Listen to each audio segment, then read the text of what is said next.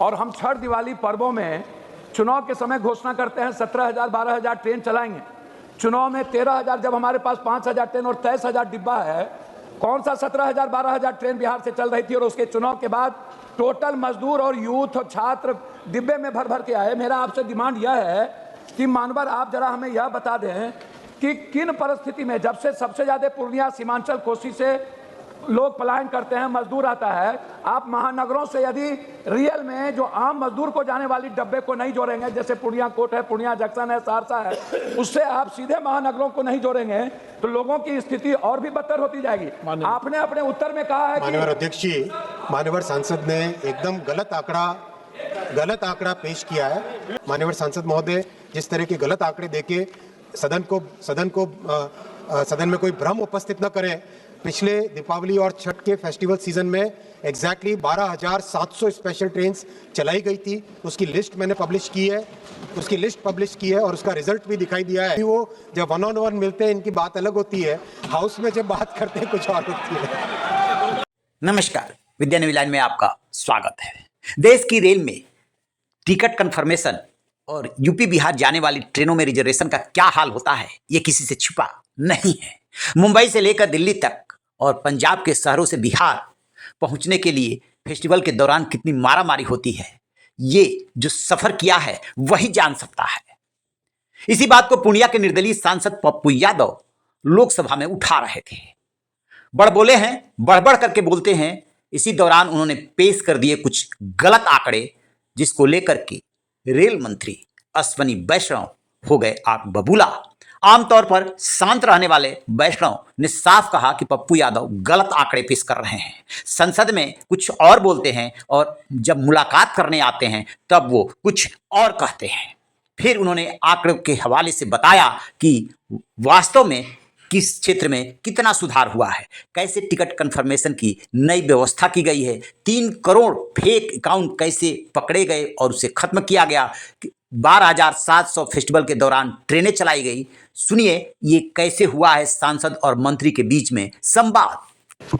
अध्यक्ष महोदय, माननीय मंत्री जी का हम बहुत सम्मान करते हैं, लेकिन सवाल ये है कि माननीय मंत्री जी, 100 की टिकट बचे 400 रेलवे ने 2021 से 2024 के बीच वेटिंग टिकट कैंसिलेशन के नाम पर 1,230 करोड़ दिन दहाड़े इन्होंने कमाया।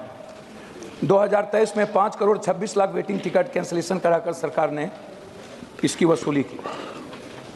इसके पहले पुरानी ट्रेनों में 10 से 12 और 14 स्लीपर डिब्बे हुआ करते थे, लेकिन LHB ट्रेनों में जिस तरीके से अब 2 से 4, 3 डब्बे होते हैं और लगातार पूरे देश का ये रिजर्वेशन का सवाल है कि 1 मिनट में आप अभी खोलेंगे और पता चलेगा कि सब खत्म हो गया और सब कुछ बुक हो गया। ये जो बिचौलिया है, जिस तरीके से कंफर्मेशन के नाम पर लगातार आम आदमी के लिए बोझ बनता जा रहा है। बिहार में आपने घोषणा की थी लगभग। आपका प्रश्न क्या है? जी मैं वही कह रहा हूँ, मैं कंफर्मेशन के बारे में ही बात कर रहा हूँ। नहीं तो प्रश्न पूछो। अध्यक्ष महोदय, इसी बात पर मैंने वसूली की, मैंने बात की कि मेरा सवाल सीधा है कि जिस तरीके से ट्रेनों में, टॉयलेट में, जिस तरीके से मजदूर, बेरोजगार युवा, छात्र 24 घंटे से ज़्यादा 32 घंटे 34 घंटे एक बाथरूम में बैठकर, खड़े होकर, छत पर आकर बिना कंफर्मेशन के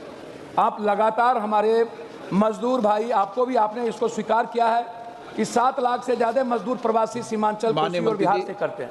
माननीय अध्यक्ष जी, माननीय सांसद महोदय ने जो विषय उठाया है उस विषय का मैं आपके माध्यम से पूरे सदन को निश्चित भाव से पूरे डिटेल्स बताना चाहूँगा। माननीय अध्यक्ष जी, रेलवे गरीब की सवारी है, रेलवे मध्यम वर्ग की सवारी है, और पूरा का पूरा फोकस गरीब से गरीब व्यक्ति को एक सुगम और सस्ते अफोर्डेबल सवारी कराने के लिए ट्रांसपोर्टेशन की सर्विस देने का पूरा प्रयास रहता है रेलवे में। इसीलिए अगर कोविड के बाद के पीरियड को अगर हम लें, कोविड के बाद में करीब देश भर में 1,024 नई गाड़ियाँ देश भर में इंट्रोड्यूस हुई है। 1,024 नई गाड़ियाँ इंट्रोड्यूस हुई है। साथ ही साथ जो एग्जिस्टिंग गाड़ियाँ हैं उनमें 4,651 कोच ऐड हुए हैं। 4,651 कोच नए ऐड हुए हैं। माननीय अध्यक्ष जी, ये एकदम भ्रांति फैलाने का प्रयास है।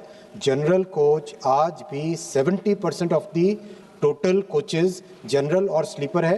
ये मैंने लिख के उत्तर के माध्यम से रखा है सदन के पटल पे, ये तथ्य है। और अगर सीट्स हम देखें तो 78% सीट्स जनरल और स्लीपर यानी नॉन एसी कैटेगरीज की है।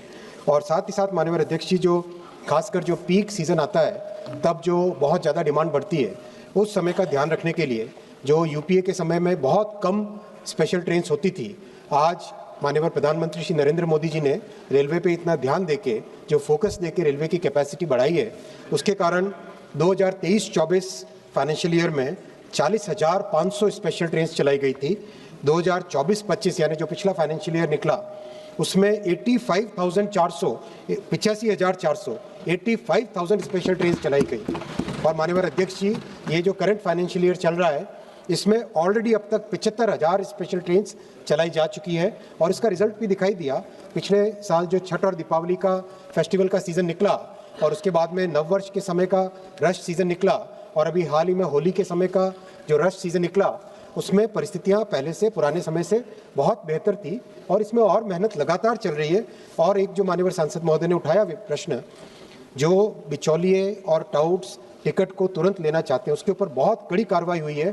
3 करोड़ से ज़्यादा फेक अकाउंट आईआरसीटीसी में जो थे, 3 करोड़ से ज़्यादा फेक अकाउंट हटाए गए और उनको बिल्कुल, और कई जगह टेक्नोलॉजी के माध्यम से जो एक साथ बॉट फार्म से एक साथ टिकट बुक कर देते थे, वो करीब बहुत बड़ी मात्रा में उसको समाप्त कर दिया गया है। आज जेन्युइन पैसेंजर्स को टिकट, कंफर्म टिकट मिलने लगा है। इसका एक ये भी उदाहरण है, कई मान्यवर सांसदों ने ये फीडबैक दिया है कि पहले जितना उनके पास कंफर्मेशन टिकट के लिए रिक्वेस्ट आता था, उससे अब कम हुआ है। माननीय सदस्य सदन। अध्यक्ष महोदय, थोड़ा संरक्षण चाहूँगा। अध्यक्ष महोदय, लगभग 16,000 मौतें जनरल ट्रेनों से हुई है। हर दिन 44 लाख, आपके वेबसाइट पर है, मेरा नहीं है मानवर, हर घंटे 2 मौतें हुई हैं। जापान, यूएई और आप यदि जर्मनी को देखेंगे, चीन अपने स्प्रिंग फेस्टिवल 40 दिनों के अंदर 48 करोड़ यात्री को बिना खरोंच पहुंचा देती है। और हम छठ दिवाली पर्वों में चुनाव के समय घोषणा करते हैं 17,000 12,000 ट्रेन चलाएंगे। चुनाव में 13,000, जब हमारे पास 5,000 ट्रेन और 23,000 डिब्बा है, कौन सा 17,000 12,000 ट्रेन बिहार से चल रही थी? और उसके चुनाव के बाद टोटल मजदूर और यूथ और छात्र डिब्बे में भर के आए। मेरा आपसे डिमांड यह है कि मानवर, आप जरा हमें यह बता दें कि किन परिस्थिति में, जब से सबसे ज़्यादा पूर्णिया सीमांचल कोसी से लोग पलायन करते हैं, मजदूर आता है, आप महानगरों से यदि रियल में जो आम मजदूर को जाने वाली डब्बे को नहीं जोड़ेंगे, जैसे पूर्णिया कोट है, पूर्णिया जंक्शन है, सहरसा है, उससे आप सीधे महानगरों को नहीं जोड़ेंगे तो लोगों की स्थिति और भी बदतर होती जाएगी। आपने अपने उत्तर में कहा है माननीय अध्यक्ष जी, माननीय सांसद ने एकदम गलत आंकड़ा पेश किया है। माननीय अध्यक्ष जी, माननीय सांसद महोदय ने, माननीय सांसद महोदय ने जो सेफ्टी के बारे में गलत आंकड़ा दिया गया है, मैं उसका संशोधन करना चाहूँगा। आज सेफ्टी पे जो फोकस दिया है, उस सेफ्टी पे फोकस के कारण आज कॉन्सिक्वेंशियल एक्सीडेंट्स 90% कम हो चुके हैं। बहुत उसमें ध्यान दिया गया है। 1,20,000 करोड़ रुपए का इन्वेस्टमेंट सेफ्टी पे जा रहा है और उसके कारण रिजल्ट्स भी बहुत अच्छे आए। 90% कम हो चुके हैं कॉन्सिक्वेंशियल एक्सीडेंट्स। और ये माननीय अध्यक्ष महोदय, मैं आज भी कहता हूं कि इस लेवल से भी और बेहतर करने का लगातार प्रयास चलता है। माननीय सांसद महोदय, जिस तरह के गलत आंकड़े देके सदन में कोई भ्रम उपस्थित न करें।